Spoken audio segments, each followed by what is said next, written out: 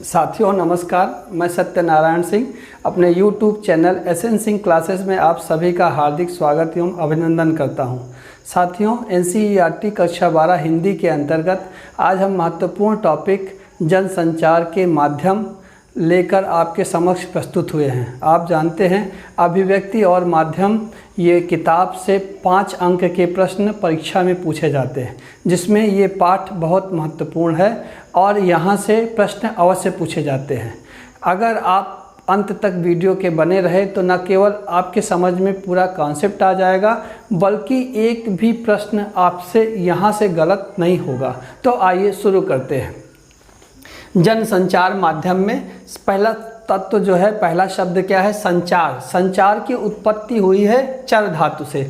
चर धातु का है, अर्थात चर धातु का मतलब है चलना, यानी एक स्थान से दूसरे स्थान तक गति करना, एक स्थान से दूसरे स्थान तक जाना, ये चर धातु का मतलब होता है। वास्तव में संचार क्या है? जब दो व्यक्तियों के बीच सूचनाओं का, भावनाओं का, विचारों का आदान प्रदान होता है तो उसे हम संचार कहते हैं। संचार दो या दो से अधिक व्यक्तियों के बीच सूचनाओं, विचारों और भावनाओं का आदान प्रदान है। जब दो व्यक्ति हों या दो से अधिक व्यक्ति हों, तो जब हम सूचना का, भाव का, विचारों का आदान प्रदान करें तो उसे हम संचार कहते हैं। आप जानते हैं कि हम आसपास आमने सामने बैठ के भी संचार करते हैं, हम समूह संचार भी करते हैं। कक्षा में बच्चों से बात करते समय हम समूह संचार करते हैं, या फिर हम जब सभा में बात कर रहे होते हैं और सभा को संबोधित कर रहे होते हैं तो वहाँ भी हम समूह संचार कर रहे होते हैं। और कभी हम क्या है,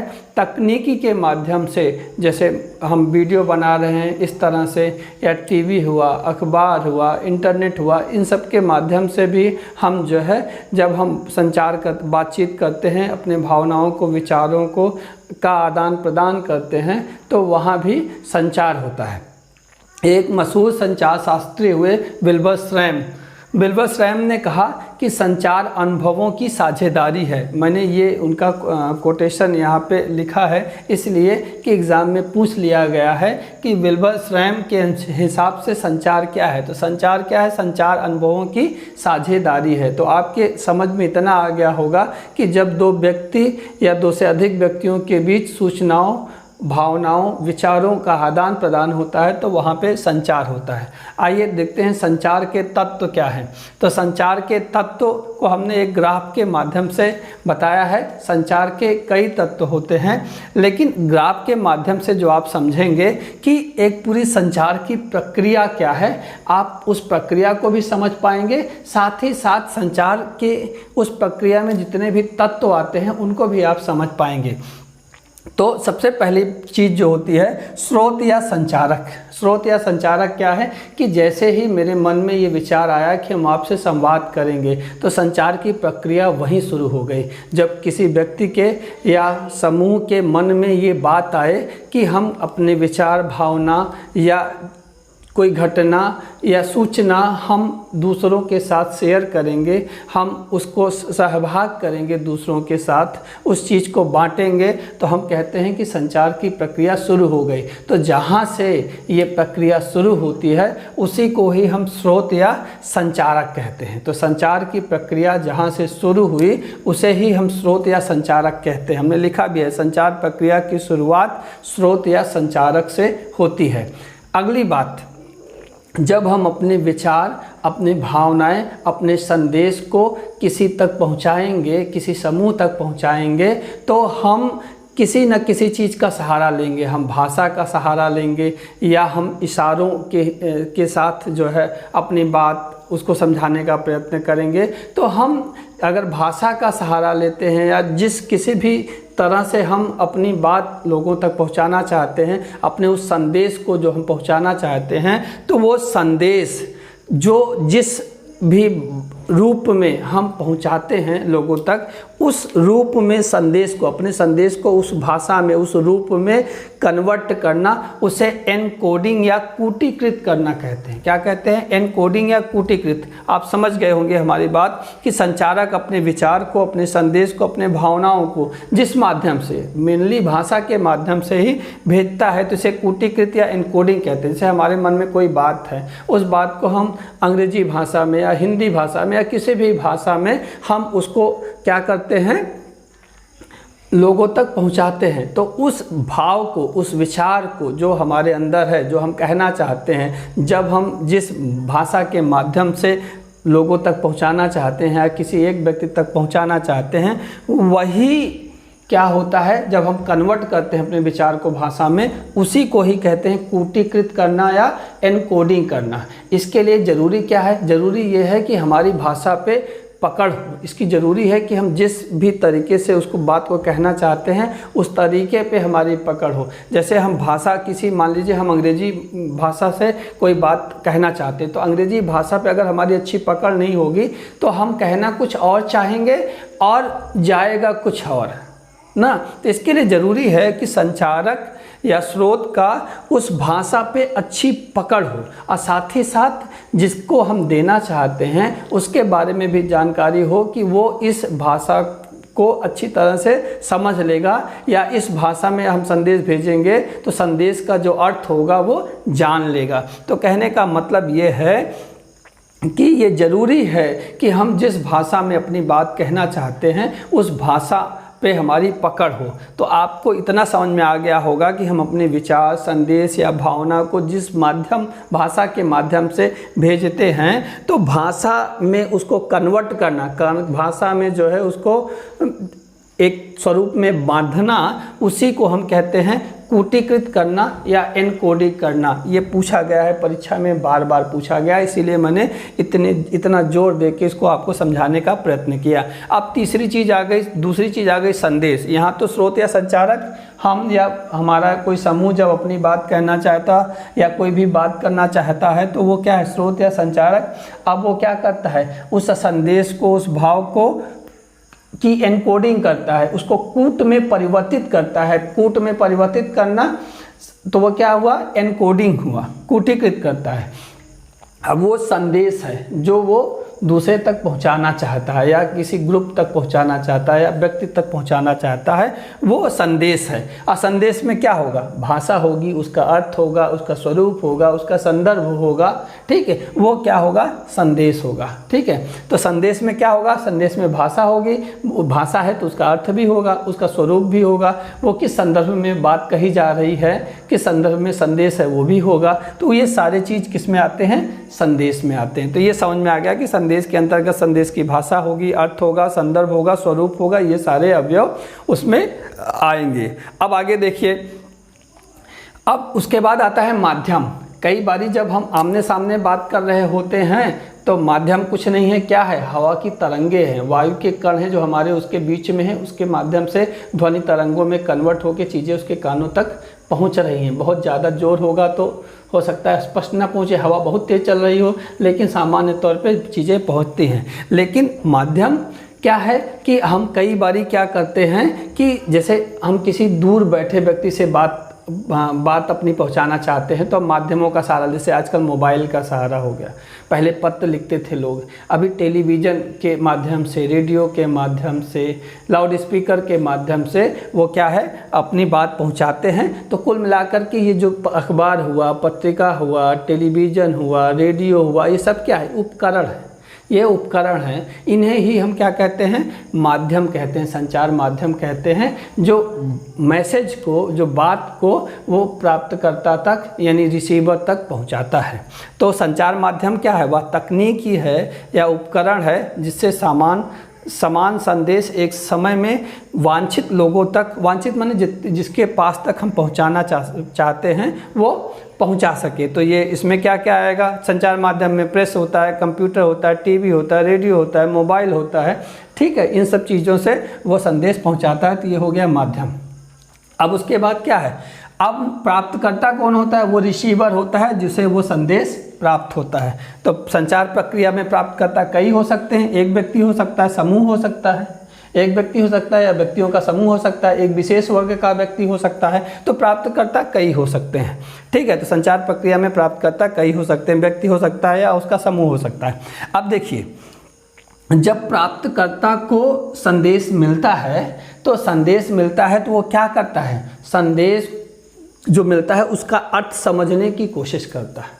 क्या करता है, संदेश का अर्थ समझने की कोशिश करता है। जो मैसेज मिला, जो मैसेज में अर्थ है उसको समझने की कोशिश करेगा, या जो बात उसे कही गई है वो उसका मतलब जानने की कोशिश करेगा। उसी को कहते हैं डिकोड करना। क्या कहते हैं, डिकोड करना, या कह सकते हैं कूट वाचन करना, कि जो कूट या एनकोडिंग हुई थी उसको डिकोड करता है कौन, भाई ये तो भेज दिया कोड करके उसमें, तो ये क्या करता है, कोड को, एनकोड को डिकोड करता है। तो ये क्या करता है कि जो भी उसे मैसेज मिला उसका अर्थ समझने की कोशिश किया, उसी को डिकोडिंग कहते हैं। क्या कहते हैं, डिकोडिंग कहते हैं, या कूट वाचन कहते हैं। या एनकोडिंग का क्या है, उल्टा है। एनकोडिंग का क्या है, उल्टा है। तो प्राप्तकर्ता प्राप्त संदेश में निहित अर्थ समझने की कोशिश करता है। इस प्रक्रिया को कूट वाचन या डिकोडिंग कहते हैं। यह एनकोडिंग की उल्टी प्रक्रिया है। क्या है, एनकोडिंग की उल्टी प्रक्रिया है, ठीक है। अब ये क्या है, तो ये समझ में आ गया कि डिकोड करता, जो उसे मैसेज मिलता है प्राप्त रिसीवर को, उस मैसेज को ये क्या करता है, डिकोड, उसका अर्थ समझने की कोशिश करता है। तो उसे क्या कहते हैं, डिकोड करना हुआ, ठीक है। उसको उसका कूट वाचन करना हुआ। अब क्या करता है, जब वो अर्थ समझ लेता है, जो बात कही गई है वो उसका अर्थ समझ लेता है, तो वो प्रतिक्रिया करता है। क्या करता है, प्रतिक्रिया करता है। इसी प्रतिक्रिया को फीडबैक कहते हैं। क्या कहते हैं, फीडबैक कहते हैं। यानी वो संदेश का अर्थ समझ लिया, डिकोड कर लिया उसको, अब उसके बाद वो रिएक्ट करेगा, प्रतिक्रिया करेगा। भाई प्रतिक्रिया अच्छी भी हो सकती है, खराब भी हो सकती है, तो प्रतिक्रिया करेगा, उसी को क्या कहेंगे, फीडबैक। अच्छा, फीडबैक से ये पता चलता है कि इसने जो बात कहनी चाहिए वो इस तक सही पहुंची कि नहीं पहुंची, सही पहुंची कि नहीं पहुंची, इसी फीडबैक से उसे पता चलता है। अगर सही नहीं पहुंची तो वो फिर से क्या करता है, अपने संदेश को फिर से भेजता है ना, और स्पष्ट करके ना। तो और फिर जब उसको फीडबैक सही मिल जाता है कि नहीं, मैंने जो कहना चाहा वो यहाँ तक पहुँच गया, तो वो फीडबैक से क्या हो जाता है, ये प्रक्रिया वो संतुष्ट हो जाता है कि नहीं भाई, हमने जो भेजना चाहा वही उस तक पहुँचा। ये किससे पता चला, फीडबैक से पता चला। फीडबैक क्या है, इसकी प्रतिक्रिया है, जो रिसीवर है इसकी प्रतिक्रिया है। और कैसे प्रतिक्रिया हुई, जब उसे मैसेज मिला, मैसेज को डिकोड किया, उसका अर्थ समझ लिया ना, तो उसी जब उसने रिएक्ट किया तो रिएक्ट क्या हुआ, प्रतिक्रिया हो गई, ठीक है। इतना समझ में आया। लेकिन एक बात और है कि हमेशा ये ज़रूरी नहीं होता कि ये जो बात कहना चाहे वो सही तरीके से यहाँ तक पहुँच जाए। कभी कभी क्या होता है, इसमें बहुत बाधाएं आ जाती है। जैसे हम बात कर रहे हैं तो फ़ोन से, तो नेटवर्क सही नहीं है, नेटवर्क सही नहीं है तो क्या हुआ, आवाज़ पता लगे कभी सुनाई देती है, कभी नहीं सुनाई देती है। या हम माइक से बात कर रहे होते हैं तो माइक बीच बीच में कभी कभी आवाज़ करने लगता है, बहुत ज़ोर से आवाज़ आने लगती है। तो कहने का मतलब ये सब बाधाएँ हैं जो क्या करती, संदेश को सही तरीके से पहुँचने नहीं देती। इन्हीं बाधाओं को क्या कहते हैं, शोर कहते हैं। क्या कहते हैं, शोर कहते हैं। तो हमने लिखा प्राप्तकर्ता संदेश मिलने, ये बता दिया, फीडबैक आपको, प्रतिक्रिया को फीडबैक कहते हैं। संचार प्रक्रिया में जो आने वाली बाधाओं को शोर कहते हैं। संचार प्रक्रिया में आने वाली बाधाओं को क्या कहते हैं, शोर कहते हैं। तो ये बहुत महत्वपूर्ण है, ये ग्राफ बहुत महत्वपूर्ण है। एक बार फिर से समझिए, आपके मन में आए अपनी बात कहने के लिए, या जहाँ से बात कही जा रही है या सूचना कही जा रही है, विचार प्रकट कर रहे हैं, भाव प्रकट कर रहे हैं, वो स्रोत या संचारक है। अब वो क्या करता है, अपने विचार, अपने भाव, अपनी सूचना को एक भाषा में क्या करता है, कूटबद्ध करता है। तो भाषा में जो कूटबद्ध करता है उसको क्या कहते हैं, कोडिंग एनकोडिंग कहते हैं। एनकोडिंग कहते हैं, एनकोडिंग या कूटीकरण कहते हैं। अब यहाँ पे हो गया, अब आया संदेश यानी वो मैसेज। वो मैसेज में क्या होगा, वो भाषा होगी, उसका अर्थ होगा, उसका स्वरूप होगा, उसका संदर्भ किस लिए कहा जा रहा है, वो मैसेज हो गया। अब इसके मैसेज के बाद वो क्या, मैसेज माध्यम के जरिए, विभिन्न संचार माध्यमों के जरिए, भाई टेलीविज़न है, रेडियो है, मोबाइल है, पत्र है, अखबार है, बहुत सारे माध्यमों के जरिए वो क्या करता है, पहुंचता है कहाँ, प्राप्तकर्ता तक पहुंचता है। तो प्राप्तकर्ता क्या करता है कि जो उसे मैसेज मिला उसका अर्थ समझने की कोशिश करता है, उसको मैसेज जो मिला उसको डिकोड किया, ये एनकोडिंग हुआ, यहाँ डिकोडिंग हुआ, वो डिकोड किया, उसको डिकोड किया, उसका अर्थ समझा नहीं, डिकोडिंग का हो गया, उसका कूटीकरण हो गया, मतलब कूटवाचन हो गया। क्या हो गया, कूटवाचन हो गया। अब यहाँ से जब उसने समझ लिया अर्थ को, उसने क्या दिया, रिएक्शन दिया, प्रतिक्रिया दी। प्रतिक्रिया अच्छी बुरी हमने कहा हो सकती है, तो उस प्रतिक्रिया को क्या कहे, फीडबैक से उसने समझ लिया कि हमने जो कहना चाहा वो यहाँ तक पहुँचा। अगर उसे लगा कि वो नहीं पहुँचा तो वो फिर से वो मैसेज देगा, ठीक है। तब तक ये प्रक्रिया चलती रहेगी जब तक कि सही नहीं हो जाता। अब क्या होता है, तो ये फीडबैक का प्रभाव हो गया। आगे हमने कहा कि हमेशा क्या होता है, संदेश सही तरीके से इस तक नहीं पहुंचता, बीच में बहुत सारी बाधाएं आती हैं। उन बाधाओं को हम क्या कहते हैं, शोर कहते हैं। तो ये आपको इतना समझ में आ गया होगा, ठीक है। अब बढ़ते हैं आगे। संचार आपने समझ लिया, उसके बाद आपने संचार के तत्व समझ लिया। अब संचार के प्रकार, पहला जो प्रकार है सांकेतिक या अमौखिक संचार है। जब हम संकेत से किसी को बुलाते हैं बिना आवाज़ किए, ठीक है, या कुछ इशारा करते हैं, तो उस संकेत या इशारा क्या हो गया, सांकेतिक संचार या अमौखिक संचार। दूसरा मौखिक संचार। मौखिक संचार क्या है, मौखिक संचार में हम बात करते हैं ना, अपनी भाषा में अपनी बात कहते हैं, तो वो क्या हुआ, मौखिक संचार हुआ। अब है अंतःवैयक्तिक संचार या स्वगत संचार। ये थोड़ा समझने की ही चीज़ है, पूछा जाता है। अंतःवैयक्तिक संचार क्या होता है, व्यक्ति कभी कभी देखते हैं बैठा रहता है तो अपने आप से ही बात करता है, या दिमाग में उसके अपने आप ही बात चलती रहती है, वो कुछ सोचता रहता है। तो उसे जब वो भाई खुद ही कह रहा है, खुद ही मतलब अपने मन में बात कर रहा है और खुद ही तक बात पहुंच रही, किसी अन्य तक बात नहीं पहुंच रही, यानी संचारक और प्राप्तकर्ता एक ही व्यक्ति होता है। संचारक और प्राप्तकर्ता एक ही व्यक्ति होता है। तो ऐसे संचार को अंतःवैयक्तिक संचार कहते हैं। जैसे किसी आप मंदिर में गए तो आपने पूजा की, तो आप मन में ही पूजा कर रहे हैं, ठीक है, आप इबादत कर रहे हैं, प्रार्थना कर रहे हैं, मन में ही कर रहे हैं, तो ये भी अंतःवैयक्तिक संचार में आता है। पूजा, इबादत, प्रार्थना, ये भी अंतःवैयक्तिक संचार में आता है। अब क्या होता है, अंतर्वैयक्तिक संचार। अंतःवैयक्तिक संचार खुद से वार्तालाप, खुद से बातचीत, ये अंतःवैयक्तिक संचार। अंतर्वैयक्तिक संचार जब दो व्यक्तियों के बीच में संचार होता है तो उसे हम अंतर्वैयक्तिक संचार कहते हैं। ध्यान रखिएगा, अंतःवैयक्तिक संचार, अंतः माने अपने अंदर ही जब बातचीत हो, स्वगत जिसको बोलते हैं। अब अंतर्व्यक्ति जब सामने वाले से बातचीत हो तो उसे अंतर्वैयक्तिक, यानी दो व्यक्तियों या दो से अधिक व्यक्तियों के बीच में जब बातचीत हो रही है तो वो अंतर्वैयक्तिक संचार हुआ। तीसरा है, अगला है समूह संचार। समूह संचार में हम क्या है, कक्षा में बात कर रहे हैं या किसी सभा में बात कर रहे हैं, तो हम ग्रुप से जब हम वार्तालाप करते हैं तो इसे हम क्या कहते हैं, समूह संचार कहते हैं। जन संचार क्या है, अब जन संचार यही हमारा चैप्टर है कि जन संचार क्या है, कि जब हम अपनी लोगों से प्रत्यक्ष संवाद, मतलब आमने सामने बातचीत करने के बजाय किसी तकनीकी के जरिए, रेडियो हुआ, टीवी हुआ, या आप कह सकते हैं इंटरनेट हुआ, मोबाइल हुआ, किसी तकनीक के जरिए जब हम संवाद स्थापित करने की कोशिश करते हैं तो उसे जनसंचार कहते हैं। क्या कहते हैं, जनसंचार। तो प्रत्यक्ष संवाद के बजाय जब तकनीकी के जरिए हम संवाद स्थापित करने की कोशिश करते हैं लोगों से, हमने बताया तकनीक, टीवी, रेडियो, मोबाइल, कंप्यूटर, इन सब के इंटरनेट ना, इन सब के अखबार, पत्रिका, इन सब के माध्यम से जब हम संवाद स्थापित करने की कोशिश करते हैं तो उसे हम क्या कहते हैं, जनसंचार। ये अच्छे ढंग से याद कर लीजिएगा कि जब प्रत्यक्ष संवाद के बजाय तकनीकी के जरिए संवाद की कोशिश होती है, जैसे रेडियो, टेलीविज़न, सिनेमा, इंटरनेट, इन सब के माध्यम से, तो वहाँ पे जनसंचार होता है। तो यहाँ तक हमने आपको समझा दिया था, एक बार फिर से देख लेते हैं। संचार के प्रकार, सांकेतिक या अमौखिक संचार क्या है, जब हम संकेत या इशारे से बात कहते हैं तो उसे हम क्या कहते हैं, सांकेतिक संचार।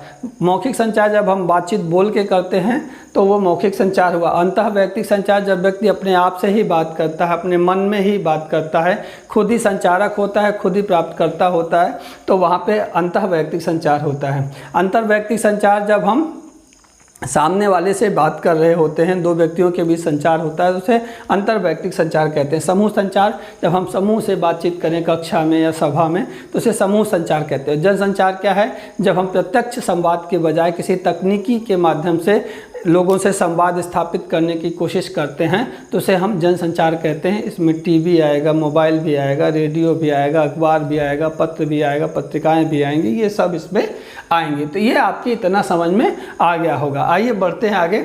जनसंचार की विशेषताएं क्या हैं? कभी कभी एक नंबर में ही पूछ लेता है कि इसकी विशेषता बताइए। तो जनसंचार की पहली विशेषता है कि तुरंत फीडबैक नहीं मिलता है। तो आप टीवी से बात कर रहे हैं, आप जो है रेडियो से बात कर रहे हैं, अखबार से बात कर रहे हैं, पत्र पत्रिकाओं से बात कर रहे हैं, तो आप पाठक तक जाएगी या दर्शक तक जाएगी या श्रोता तक बात जाएगी, वो सुनेगा, समझेगा। आपने अभी प्रसारण किया, बाद में उसको मिल रहा है, या तो उसमें क्या तुरंत फीडबैक नहीं मिलता है। दूसरी स्थिति क्या है? संचारक और प्राप्तकर्ता के बीच में सीधा संबंध नहीं होता। आप देख रहे हैं कि सीधा संबंध इसमें क्या होगा? नहीं होगा। टीवी में, रेडियो में, इन सब चीज़ों में क्या होगा? सीधा संबंध नहीं होगा लोगों के बीच में। तीसरा क्या है? ढेर सारे द्वारपाल कार्य करते हैं, गेट कीपर। ये बहुत ज़रूरी चीज़ है।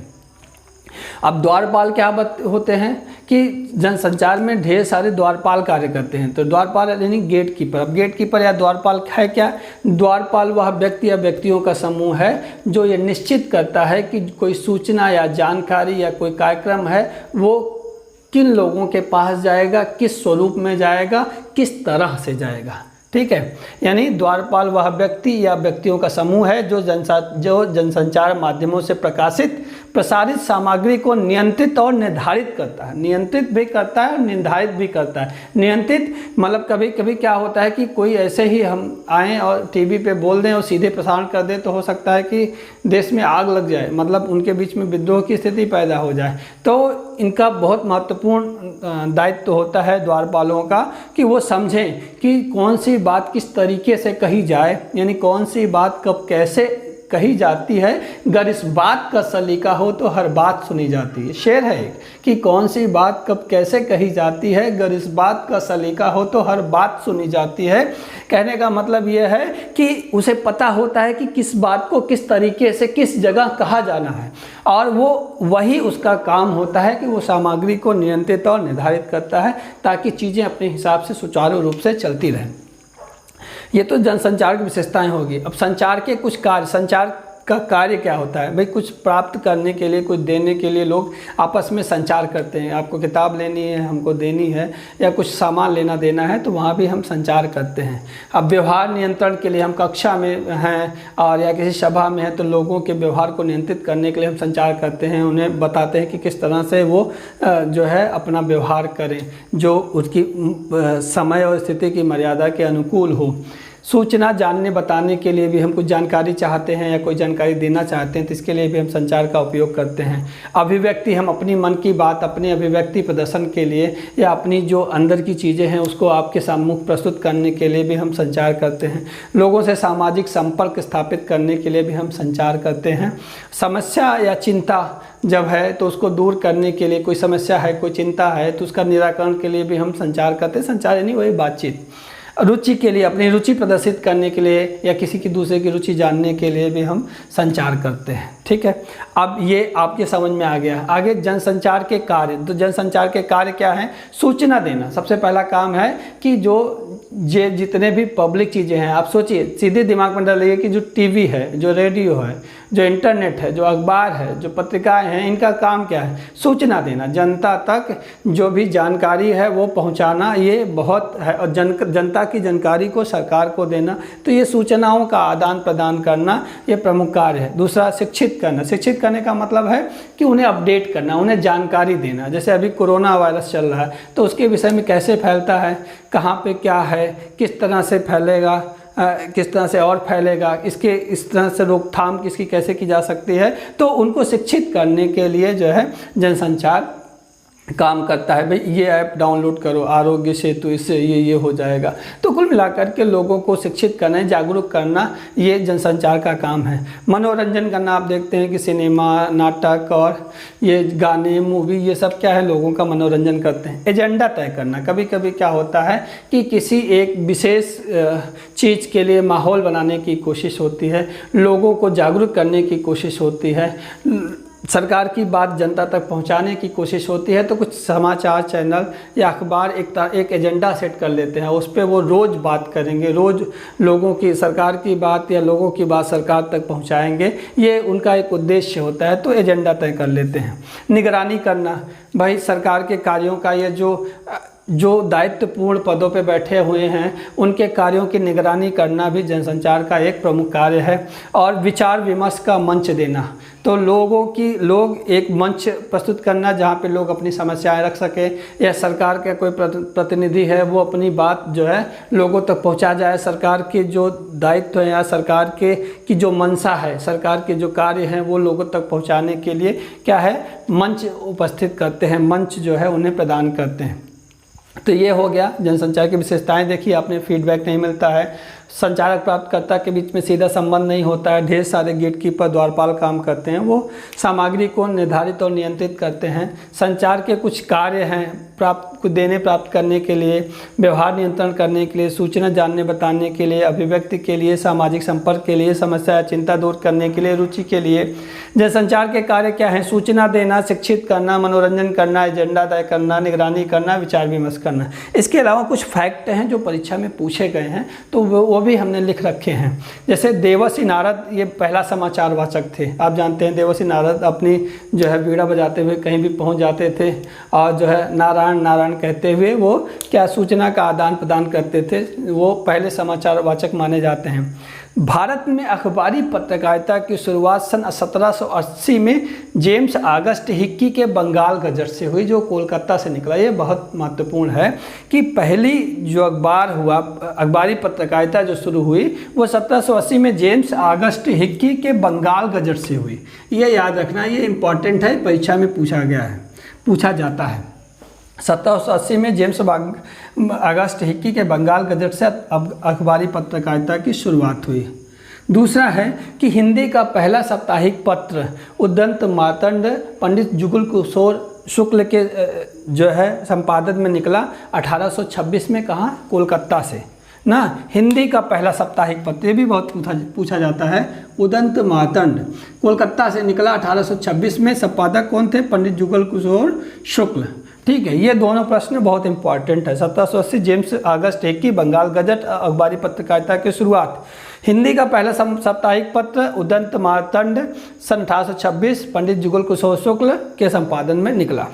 आगे ये कभी कभी ये भी पूछा जाता है कि अखबारी के आज़ादी के पहले कौन कौन से पत्रकार थे, कौन कौन सी पत्रिकाएं थी, आज़ादी के बाद कौन कौन से पत्रकार हुए, कौन कौन सी पत्रिकाएं हुए। तो आप जैसे देखिए, ये महात्मा गांधी हुए, मदन मोहन मालवीय हुए, ठीक है, ये सारे लोग जो है ये पहले से ही पत्र निकालते थे, लोगों पे बहुत प्रभाव पड़ा, उन पत्रों का आज़ादी में बहुत योगदान रहा। तो आप कह सकते हैं कि आज़ादी के पहले ये जो उस समय के नायक रहे, उन्होंने विभिन्न पत्र पत्रिकाओं के माध्यम से जो है लोगों को जागरूक करने का प्रयास किया, तो इन्हें भी हम पत्रकार कहते हैं। जिसमें आप महात्मा गांधी का नाम भी ले सकते हैं, मदन मोहन मालवीय का भी नाम ले सकते हैं, या उस समय के जितने भी इस तरह के नेता थे उनका नाम ले सकते हैं।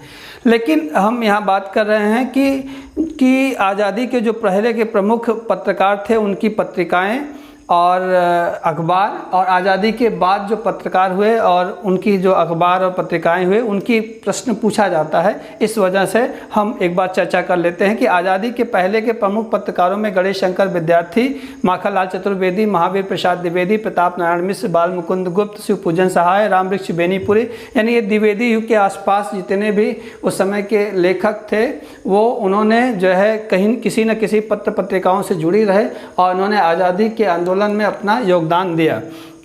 आज़ादी के पहले के प्रमुख जो अखबार थे, जो पत्रिकाएं थी, उसमें केसरी है, हंस है, हिंदुस्तान है, सरस्वती है, कर्मवीर है, आज है, प्रताप है, प्रदीप है, विशाल है, भारत प्रमुख है। ये सारे जो है अखबार और पत्रिकाएं हैं। जैसे हंस तो प्रेमचंद जी निकालते थे, सरस्वती ये महावीर प्रसाद द्विवेदी जी का था। इस तरह से अब आज़ादी के बाद यानी अगले 15-20 सालों में जो पत्रकार हुए, उसमें सच्चिदानंद हीरानंद वात्स्यायन अज्ञे हुए, रघुवीर सहाय हुए, धर्मवीर भारती हुए, मनोहर श्याम जोशी हुए, राजेंद्र माथुर हुए, प्रभास जोशी हुए, ये सब।